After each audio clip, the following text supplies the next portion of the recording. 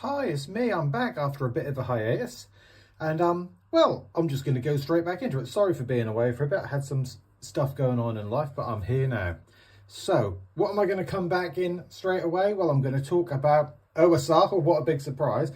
But what I want to talk about OSR is, does the style of OSR sort of imply the fact that you can sort of ruin someone's game? And what I mean by that is you can ruin the story, because I've gone on about how OSR actually is very story driven. You know, I'm just going to thumb through the book while we talk about this. So I've gone on about how OSR is a very story driven game. You don't have all these skills popping out everywhere. You don't have any of that. You've got just your ability scores, and if you do something, you do it. It's very narrative.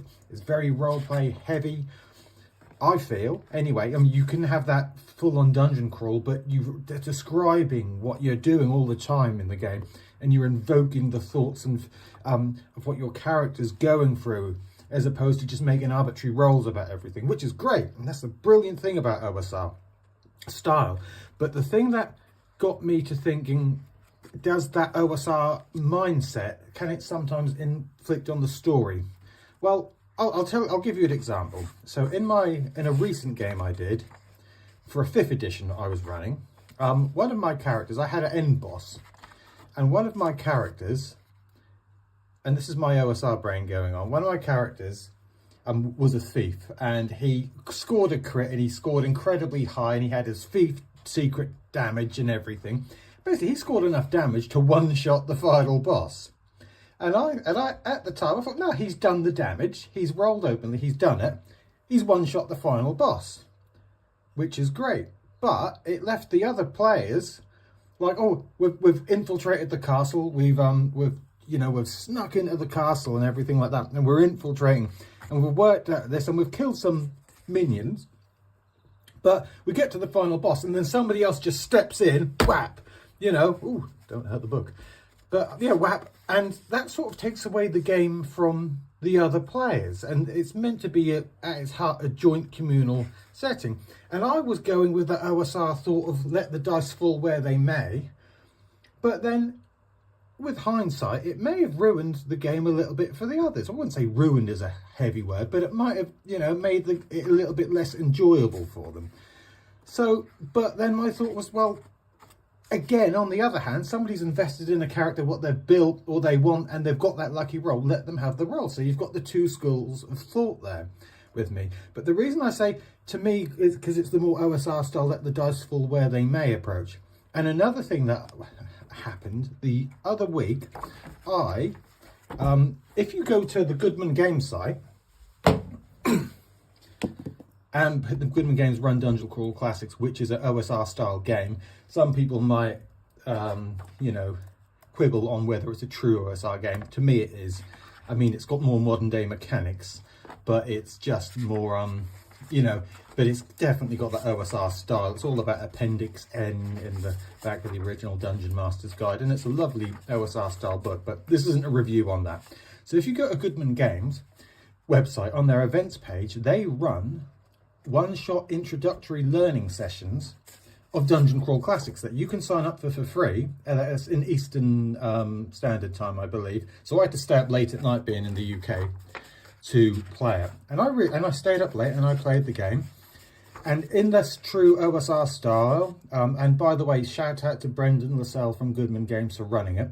Lovely man, and the people at Goodman Games actually, I think are really lovely people, and I've had some communications with them. Brilliant people. So yeah, no. By the way, I'd recommend, if you haven't tried it, there's the free start guide for this is available on the Goodman's website. You can get like the quick start guide for free, and even the soft covers of these books are quite cheap and quite freely available. And this has actually become probably my favourite OSR style, modern twist OSR style game.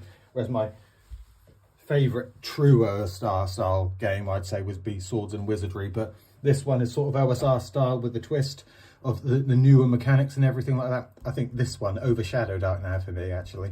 Anyway, but the thing is, what happened is I was running this, well, I wasn't running, I was playing the free introductory session, and I played an elf. And elves in this they get to cast spells. So, and you get a thing in this called spell burn, where basically you can make your spells hit much harder, but you deduct ability score points from it. So you can make spells hit really hard. So say you deduct 3 from your strength, that adds 3 to your dice roll. Say you deduct 3 from your strength and 3 from your dexterity, though in this game that would be agility, then you'd add 6 to your dice roll. And in this game, the higher the dice roll, it has an even better effect on the damage as well. In a nutshell, I won't go into the details. That could be for a review maybe one day. What I ended up doing in the final confrontation is basically burning everything off my ability scores, on my physical ability scores, to enhance my dice roll. And I rolled in excess of 30. And I basically one-shot wiped the end guy. It was like, whap! And wiped him. And the rest of the party didn't really have anything to do. And I immediately, as I'd done that, and Brendan of that style, let the dice fall where they may. I did it, so you get the reward of doing it.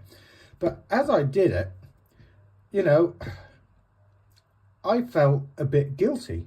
I felt like I'd taken the game away from the other players. Because, yeah, I've taken the spotlight, but what about the team game? The cleric, there's a fighter, the 2 fighters, cleric, somebody else, a wizard in the group. Now, I'd read the mechanics beforehand, and I one-shot this guy. And then I made the session end about 20 to 25 minutes early than what I think it was planned to have ended, because I one-shot it. And then I thought I'd ruined that for other people. So what I'm saying is, does the OSR style actually, can it ruin games?